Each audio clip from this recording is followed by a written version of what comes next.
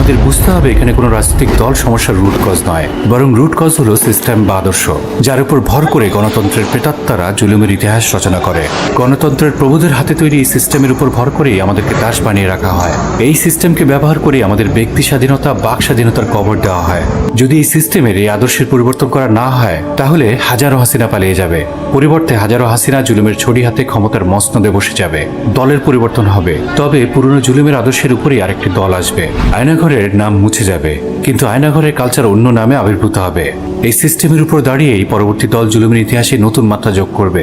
তাই তিক্ত বাস্তবতা হলো, সমস্যার মূল কারণ নির্ণয় করতে এবং সমাধানের সঠিক বিকল্প নির্ধারণ করতে যদি আমরা ব্যর্থ হই, তাহলে আমাদের জন্য রয়েছে এক সতর্কবার্তা।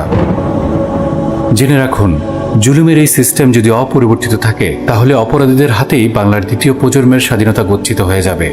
সাবধান, তাই যদি হয় তাহলে জেনে রাখুন, এর ভয়াবহতা এবং নৃশংসতা গত 15 বছরের ইতিহাসকেও ছাড়িয়ে যাবে। নিজেকে প্রশ্ন করুন, তবে কি অপরাধীদের হাতেই থেকে যাবে আমাদের আগামীর ভবিষ্যৎ?